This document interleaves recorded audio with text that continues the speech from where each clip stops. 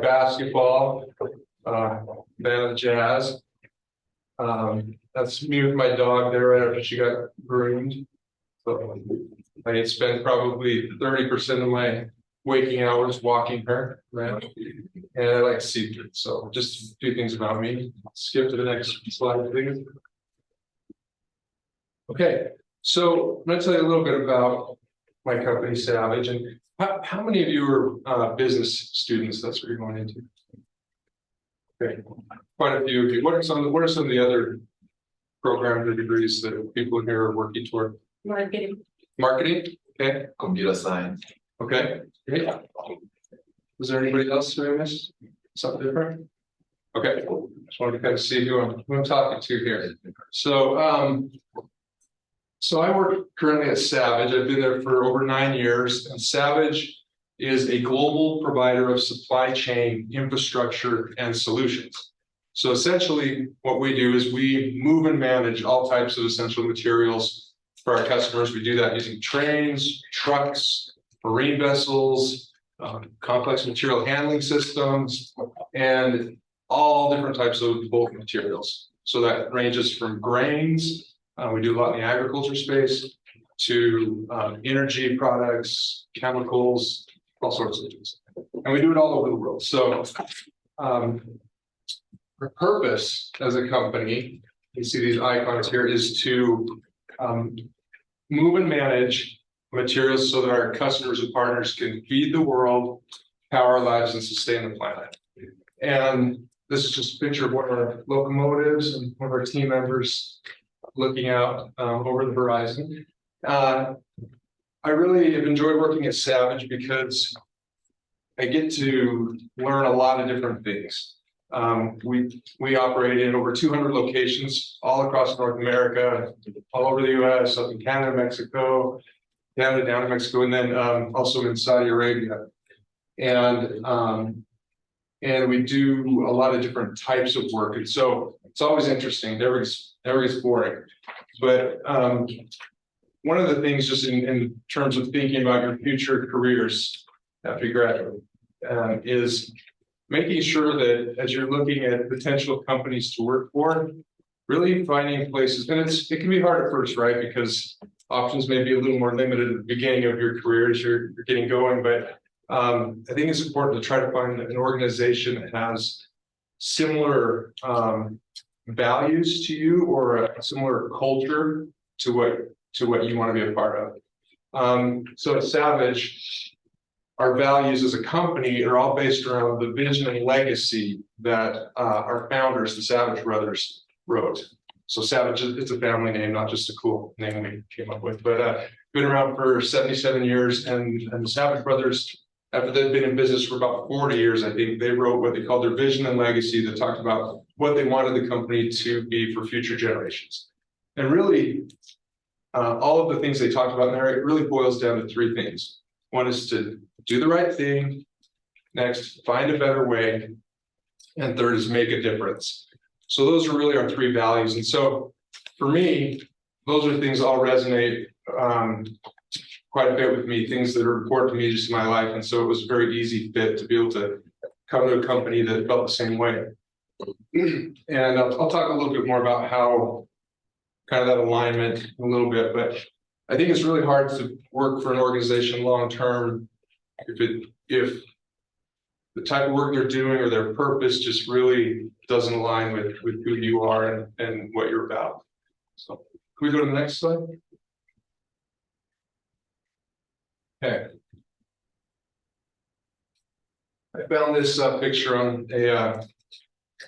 a public relations agency's website. I don't know the name of the agency, but a lot of different words up here. I think public relations can be a little bit confusing. If you work in public relations, like, it's very unlikely that any of your family members or friends really has any clue what you do. And part of the reason why is, as you can attest, there's public relations is kind of a bit of a catch-all. There's a lot of different things that could fall under that heading. And so some of those things, it can be working with news media. I've spent a lot of time in my career, especially in my last job, when I was with Rocky Mountain Power and Pacific Corp, doing news media relations, giving interviews, writing press releases, and really trying to help all of our external audiences see, the good work we were doing and try to get positive recognition for the company. So that can be a big part of public relations. Another part can be crisis communications, where you're dealing with difficult situations and you're getting, the call and having to respond. One thing I found pretty quickly was that even though I had taken nothing to prepare me for this, it was kind of just the expectation working in PR that I was somehow good at video and photography. So that's something that if you're interested in this line, I think it's good to get just some basic skills in. Strategy is a word you see up there, and campaign. Those are really important when it comes to public relations, is being very strategic and thinking out several steps ahead, like what could be potential opportunities, what could be potential problems, pitfalls to avoid, and then try to map out a plan so that you're well positioned to either capture those opportunities or deal with the issue. Okay, let's go next slide, please. I thought this was interesting here. I'll just read it. It says, public relations is the practice of managing and disseminating information from an individual or an organization to the public in order to influence their perception. Public relations and publicity differ in that PR is controlled internally, whereas publicity is not controlled and contributed by external parties. So actually, in the introduction that was given, it was mentioned that in addition to the work I do at Savage and have done throughout my career, the paid work I do in PR, I also do some publicist work, and currently work as a publicist in a non-paid role for a musician based in Boston, Massachusetts area named Haley Reardon, and I've worked with some other musicians as well, and it's something that I do because I enjoy it, and I just think she's an awesome musician for one. So go check her out. But public relations and publicity, being the publicist, they're kind of similar types of jobs, but there are some big differences. And one thing that's been really interesting is I've done some of this publicist work on the side is to see just how challenging it can be to get media or other audiences to pick up on a story or a message that you're trying to convey if you don't already have an established relationship. Relationships are key, both as a publicist and working in public relations. People just really don't care what you have to say until they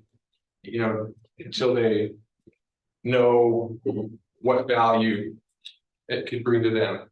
So it's really important to be working all the time at building your network and making connections both in person and online. If you're not already on LinkedIn, I highly recommend getting a profile set up on LinkedIn and really working to build your network. Out of all the different social media platforms, to me, that's the one that's most business oriented. But I even tell friends who are musicians, they should have a profile on there too and make connections, because there's a lot of people in the music industry who are on there, and they're more likely to connect with you as a business person on there than maybe if you're just coming across as a fan through some other social media. Okay, let's skip to the next slide. Yeah, that guy kind of looks like Dick Van Dyke a little bit. If you remember him. So I feel like I wear a lot of hats in my current role and really throughout my career. And so if you're trying to figure out what sort of career you want to go into and you're thinking about public relations as an option, I would say it's a good thing to go into if you're someone who likes to be going kind of from one thing to the next thing all the time, and you're comfortable with change, you're comfortable with managing multiple projects at once, because really in PR you're juggling and you're trying to keep all the balls in the air. And if you're somebody who just really likes to have kind of one project at a time that you're focused on, and you really need that focus, it may be more challenging for you. At least I think so. So in my current role, I'm responsible for the company's external communications globally. So that includes public relations, really working with communities, neighbors, all sorts of different stakeholders in the areas where we live and work. Also media relations, government affairs. Fortunately, we're hiring someone to help out in that area. I'm very happy about that. Crisis communications, corporate philanthropy, which that's been an interesting part of my job, and probably isn't as typical for most public relations practitioners. But one thing you find if you're working part of a larger organization like Savage, we have about 4,000 people, is that you end up getting asked to be on a lot of different cross-functional committees or project teams. And so you're working with people from finance, from legal, from engineering, you know, and on something that's going to benefit the company as a whole, and may not really have a whole lot to do with your personal area of expertise or your skill set, but you working together, you can really, you know, make some things happen and keep things moving. So I have the opportunity to chair our Savage Cares Committee, which is the part of the company where we are responsible for all of our community donations, our volunteerism, and interaction with communities. And so I really enjoy that because, you know, I've been involved with also nonprofits and helping, and so it's really cool to be able to actually be in a position to help give back to our communities and direct funds and volunteer efforts. Then previously, when I first started at Savage, I was also responsible for our internal communications and our marketing. And as we've grown as a company, other people have been hired and they've taken over those areas. But it's really interesting. That reminds me of one thing I want to talk to you about is that when you first start a company, it can feel, or first start a new job, it can feel a little bit overwhelming, and you can feel like, not sure if you have all of what it takes to be able to do the job. And that's kind of how I felt when I first got hired at Savage. I was hired by the company's president, was reporting directly to him, and I felt like I knew like about this much and needed to know this much. And so it was a little bit daunting at first, and I think you know, it can be a little scary. So I think it's important just to recognize that nobody, you know, you look at these people who've been with the company for a long time. When you start, and you may think, oh, they know so much and I know so little. How am I going to contribute? But you can contribute. Every single person has value that you can add, and so it's just a matter of being thoughtful, being strategic, and figuring out where can I add value. And to me, that's one of the biggest takeaways. If you're going to take away something from this presentation, is whatever organization you're going to and working with, is figure out how can you add value.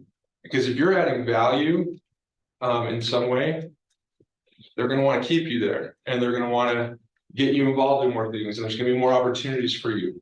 If you're somebody who's just like sitting back and just kind of waiting to be told what to do, probably just going to be kind of stuck in the same position for a long time. And if you want to grow and you want to learn more and you want to do more things, you want to progress, you want to get paid more, you know, it's important to show that, to show your value, and not doing that in a way that's like, hey, look at me, I'm great. But it's trying to find ways that you can work with teams, and you can give suggestions, you can help support others in helping to grow business and to accomplish things. Let's go ahead and go to the next slide. Okay, triage. So I've never worked in the medical career or in the medical field, but I like this word. Does someone want to venture a definition of what triage means? It's when you're taking people that are coming in and ranking them according to the urgency and like catastrophic level of their symptoms. That's perfect. So where's a place that you might see triage happening? It happens in hospitals, Yeah. but ER? yeah. Yeah, probably all over a hospital, but especially in the emergency room, right? So people are coming in, it's kind of chaotic. And have you ever been, I know just recently, I was with my daughter in the emergency room, and sometimes you go in the emergency room, you think, you got something that needs, I need to be seen right away. And yet you're sitting there in the waiting room for quite a while because other people are coming in. Oh, that looks worse than what I have. That looks worse. I'm glad I don't have that. And so triage, that's right. They're looking at, okay, what's the most urgent thing that needs attention right now? Sometimes as a PR practitioner, I feel like that's a big part of my job is constantly evaluating and then, reassessing what my priorities need to be both for that week, that day, that hour. And it can be challenging because you have to think not only in terms of what's the most urgent thing that needs attention, but you also have to balance that out against what are the most important things. Because there's a lot of things that are urgent, right? Like, but if you focus your whole day only on those urgent things, you may never get to some of those most important things that maybe aren't as urgent, but they're more important. So it's finding the right balance, right? It's trying to figure out how to spend my time so that I'm accomplishing what's most important for the organization, but at the same time recognizing that some things are urgent, some things do have tight deadlines and need to be addressed right away. I especially find that working with in media relations, which has been a large part of my career. The media, they have tight deadlines, right? Now, yesterday, and they, they aren't going to wait for you to respond on your timeline. You have to respond on their timeline, and so that's always a challenge in trying to help other people within an organization to understand that as well. And that's part of what you do in a PR job. Like, so in different times in my career, different companies, I've kind of been at times someone who's out there giving interviews or being more, in front of the camera sort of thing. But then there's other times where my role has been more to help prepare other people to do that and help teach them what they need to know, train them so that they can do an interview, they can be ready in a crisis situation, things like that. And as part of that, it's interesting,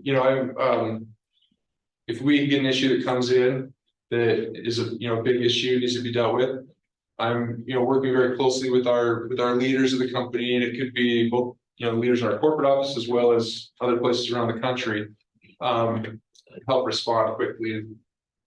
So let's go ahead and skip to the next one. Okay, some industry trends. Just want to talk about a little bit. So things have changed a lot in public relations since I started out 25 years ago or whatever. And part of the reason why is because things have changed a lot in journalism.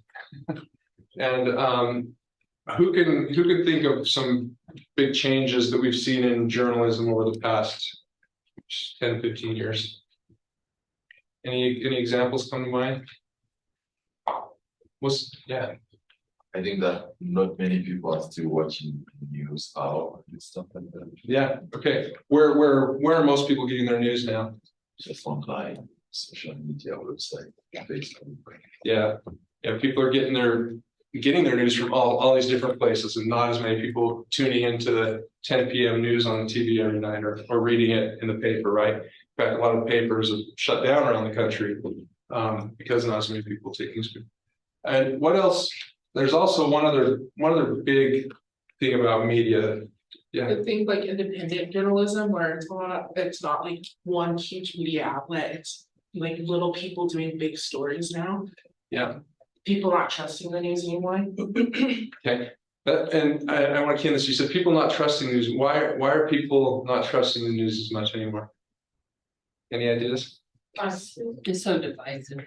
divisive. Like- Yeah, right and left, yeah, that's right. So news media has become really polarized. Yeah, it's like it's kind of become an echo chamber. People tune in to kind of have their own beliefs reinforced, right? People don't want to hear different ideas as much. And so, whereas when I first came out of college, it felt like there was still a lot of news media that was, felt a lot, at least at the time, felt a lot more unbiased, and you could go and kind of, here's just the source of information, and you decide what you're going to do with it. Now it feels like that's increasingly difficult to find, that it's more, you have to go, if you really want to get that, you got to go to like at least 2 or probably more than that different media outlets, read the same story, the same, totally different stories about the same topic, and then try to come up with what's the right thing here. So as that's happened in journalism, it's made it interesting in public relations. As newspapers have scaled back their staffs, or even TV. It used to be like you'd do a TV interview and there would be a reporter and a camera person. Now it seems like more often than not, it's the camera person is setting up and doing the interview. It's one person. And as part of that, you don't have as many specialists who, there used to be always an energy reporter. So when I worked for the power company, it was like the reporters who were covering us knew a lot about the business. We didn't have to spend a lot of time trying to educate them on kind of background context. We could talk about the issue at hand. Now it's not like that. There's, as generalists in the newsrooms. And so they could be reporting, 1 minute about a public safety issue, and then they're coming out to talk about our facility, new facility. And so you have to do a lot more having materials and finding ways to help get them up to speed really quickly, and also just trying to even get anyone to listen is harder because there's less people out there, there's less editors out there, and it's harder to be able to build relationships with reporters and editors who are going to be kind of covering your area that you're in. So that's one challenge.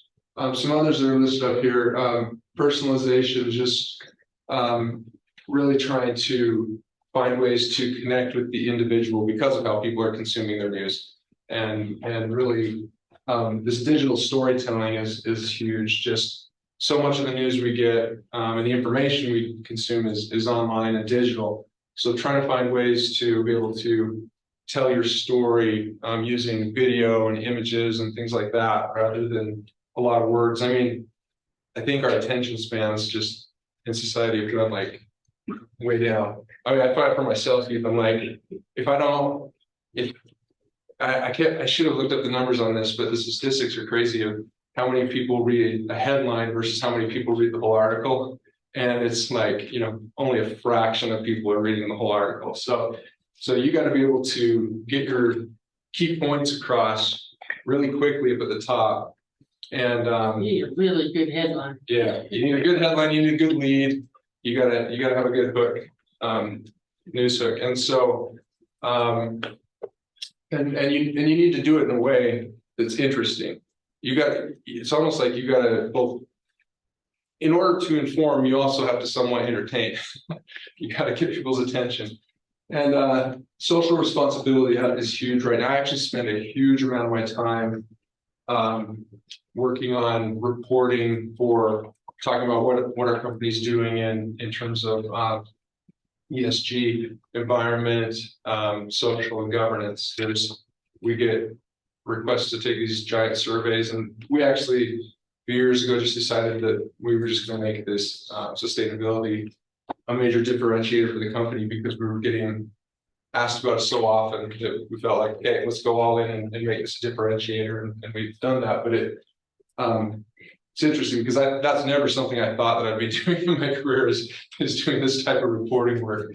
So a lot of things you learn, it's one of the, there's a lot of talk right now about college and how,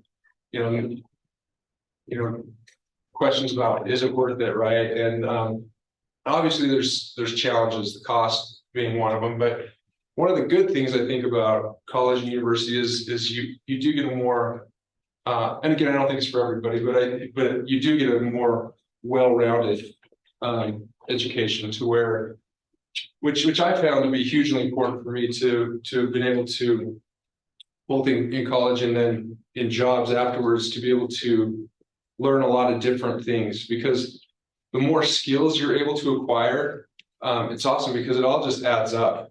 And you know, even if you specialize in one area, it's still good to be able to learn what you can in other skills, because you never know when you're going to need them, when they'll be useful, and when you can, because you have that skill, you know, be put in a position that maybe you wouldn't be otherwise, and be able to grow your career because of it.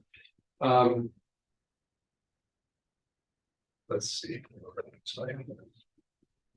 Okay. I'm gonna, well, I'll just mention a couple things here real quick. A lot happening, obviously, with AI and technology. It was interesting.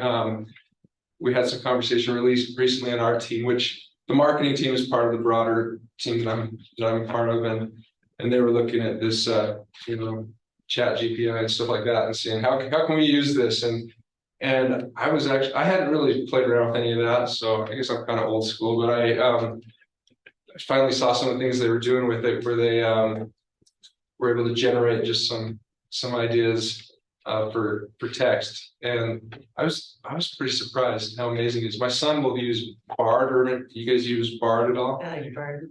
Yeah, we were playing around the other day. We're saying, okay, write a story about this, and it blows me away what sort of things this AI can come up with. And how many of you have used tools like that to try to like generate writing ideas? Yeah, you have to be careful though, because at some point it all sounds very generic. Yeah, If you read enough, especially on ChatGPT, I found that Bard is more creative.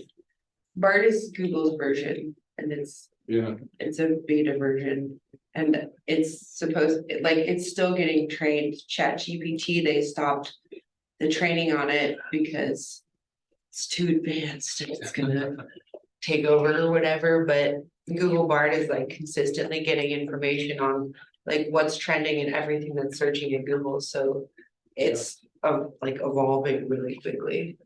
I felt And you could tell in the product that it produces. Oh yeah, I thought Bard was pretty impressive at using too. I think I said ChatGPT. Thank you.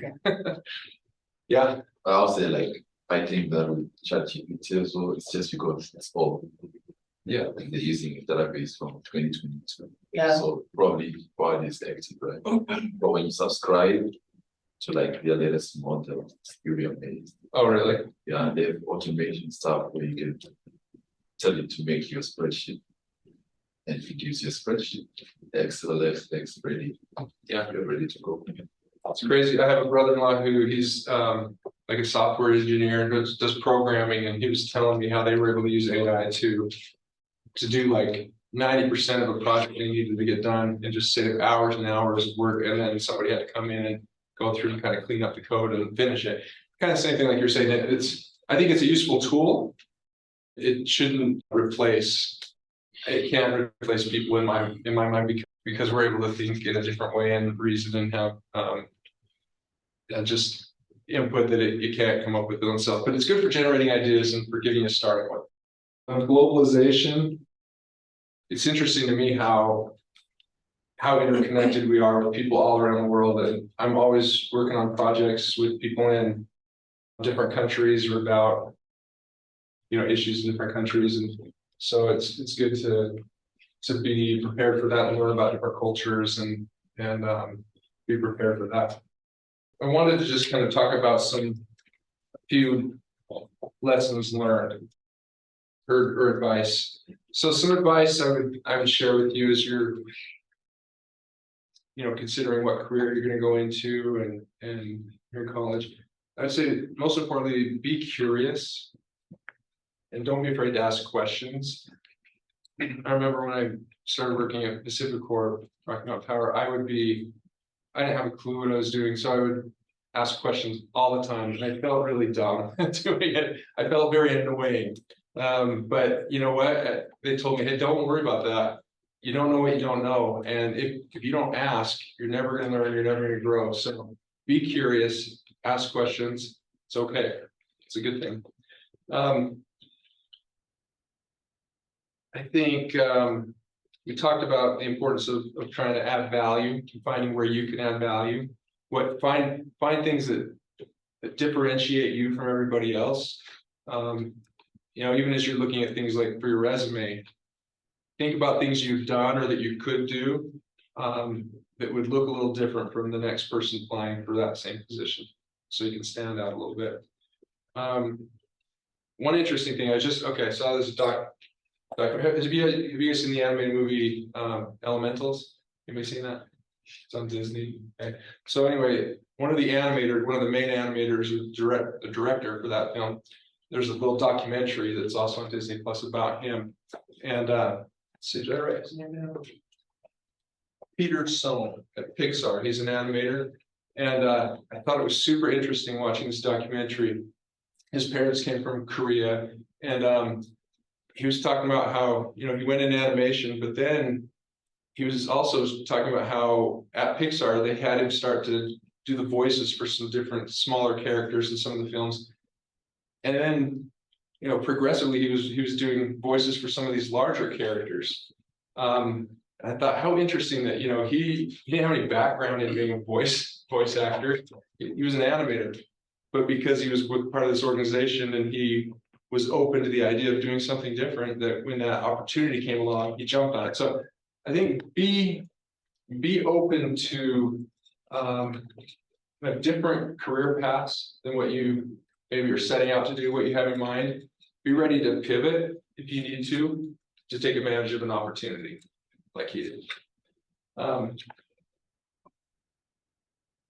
had a coworker, and for a time he was my manager at Rocky Mountain Power.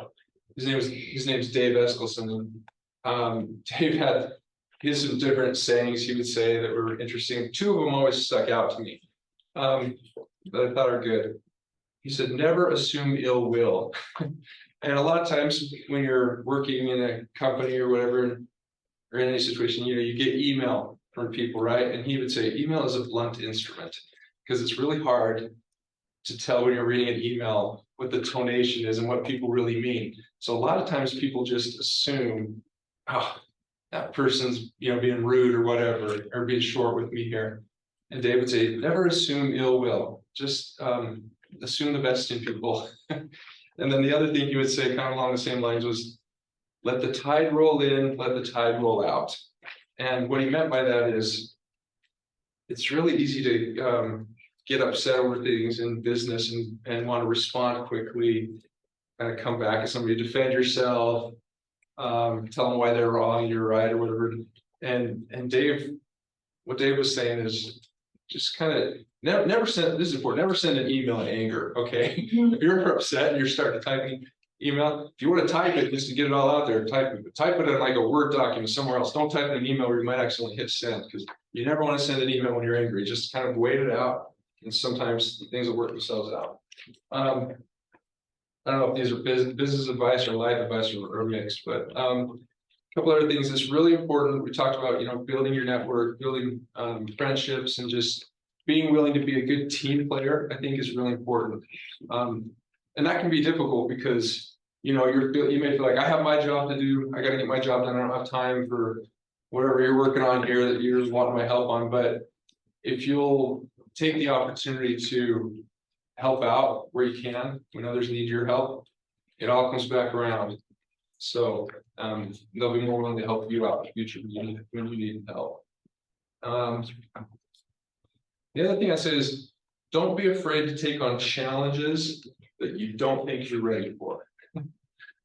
So many times people either won't apply for that job or won't, you know, try to take on a task because they feel like, oh, I don't know, I haven't really prepared enough to do that. And the fact is, like, nobody's prepared enough to do most of these things. Like, we all are just kind of trying to figure it out. And just recognize that, just take it on, learn to say yes. Just say, yeah, I'm going to do it. I can do this. And then you figure it out. Like I can't tell you how many things I've had to do during my career where, well, I showed you that list before, like, I didn't study marketing in school, but yet here I'm at a company and that's one of the things I'm now in charge of. And okay, well, what are my resources? What does my team look like? Who can I reach out to for help? And I want to figure it out. And that's what you do. You figure it out and then you get better.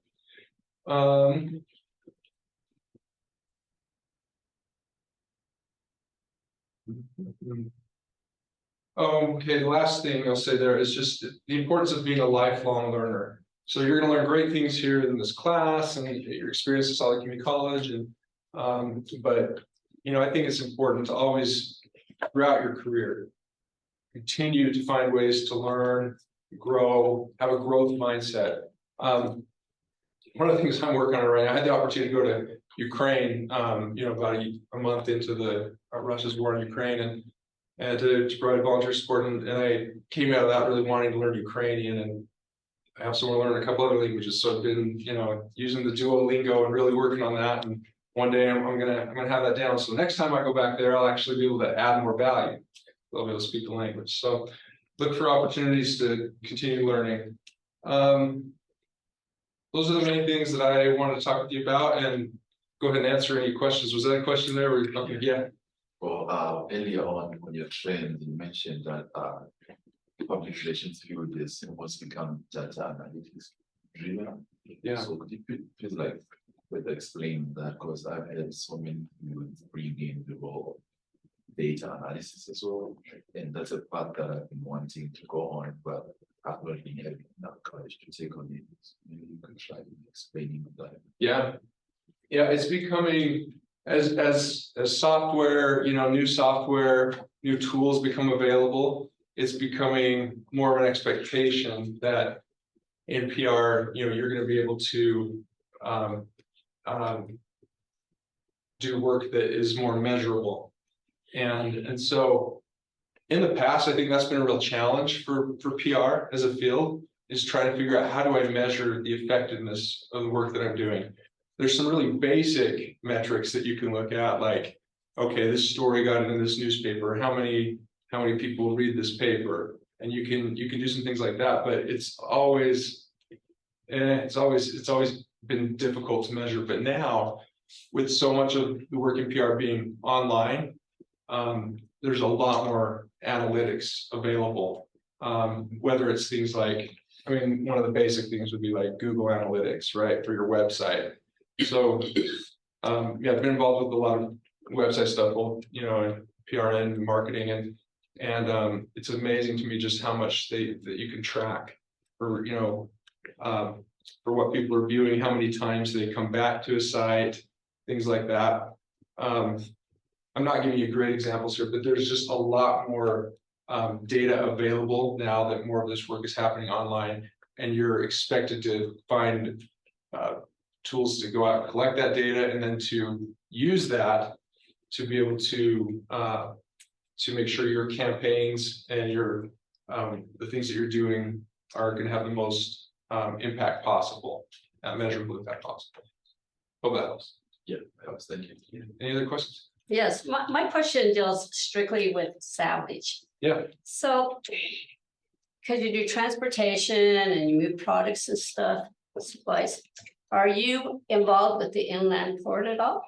Yeah, so we are. So the Utah Inland Port, for those who may not be as familiar with it, they're working to help make sure that the transportation systems throughout the state are built out in a way so that we can continue to grow business here in the state and connect companies with markets. And so we were only on the periphery for quite a while because of a lot of things are happening, but with the new leadership there, they think they've worked through a lot of issues and things are kind of on a better path. And so we have a rail port we're building near Cedar City that's in a Utah Inland Port project area. So and that rail port will make it so that farmers in southern Utah, as well as businesses there, can get their products onto rail faster to go to market across the U.S. or to get to export, on the coast.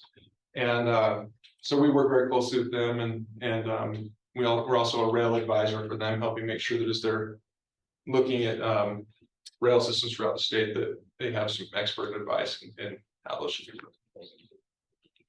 And one thing, you reminded me of something that I forgot to mention that I want to mention that's important.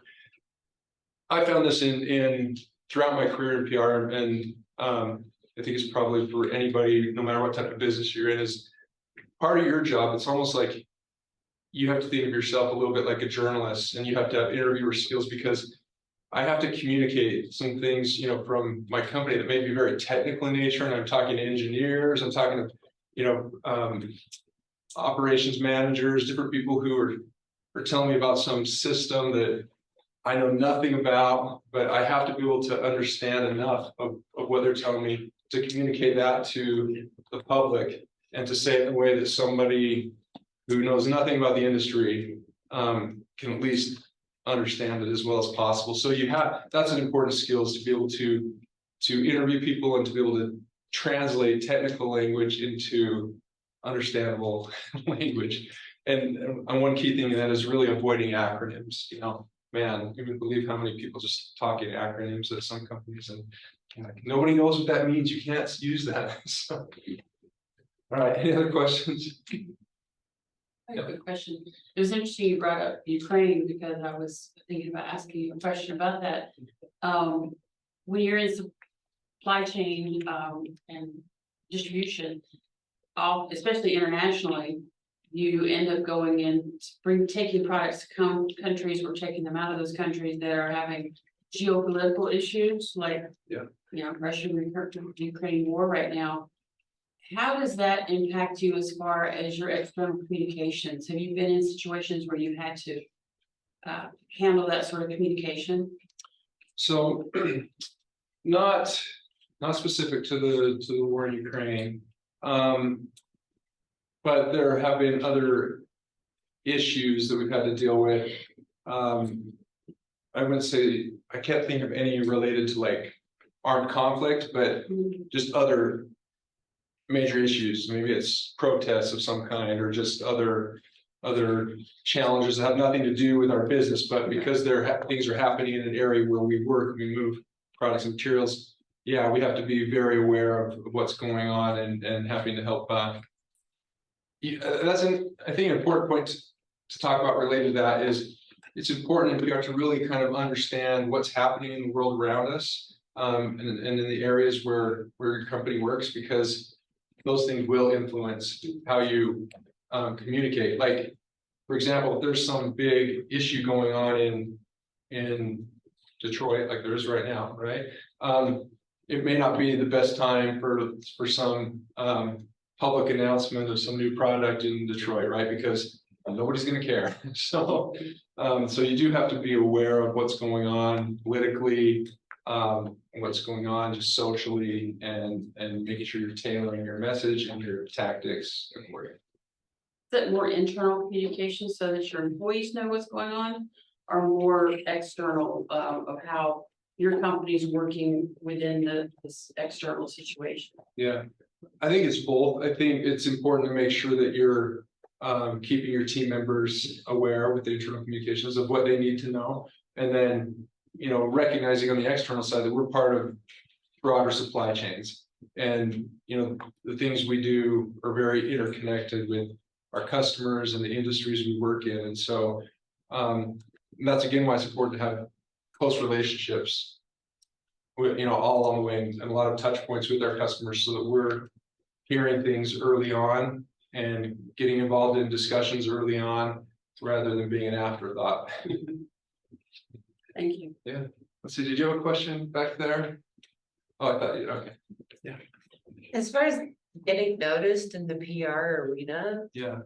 as like a new product, what's your recommendation? As far as getting noticed, so Yeah, like what kind of content do you look at as a PR director? yeah, so it's really tough. There's a lot of noise out there, right? And there's a lot of competing products or services. And so to me, it kind of goes back to what we were talking about on storytelling and narrative, Got it. and really making sure that you're thinking about, okay, it goes back, we were talking about thinking about society outside of just your own product. And you really have to put yourself in the seat of the person who's going to be on the receiving end of this, either, the consumer, the person who's either going to buy your product or potentially buy your product or take advantage of your service. I think what's of interest to them. They don't, they may not care about some of the things that, other people at your company are thinking is the most important thing to talk about. So you have to really think about what is important to the consumer, and then how can I position this in a way, whether with current events or with, find a way to make it stand out and be interesting. What's the news hook? And to me, that's the most important work you do probably as PR practitioners, is that thinking and that strategizing ahead of time before you launch. Now you gotta make sure that implementation is good too, and you can't have shoddy implementation, but the strategy is really key in coming up with those things. Thank you. I think we're up against the time.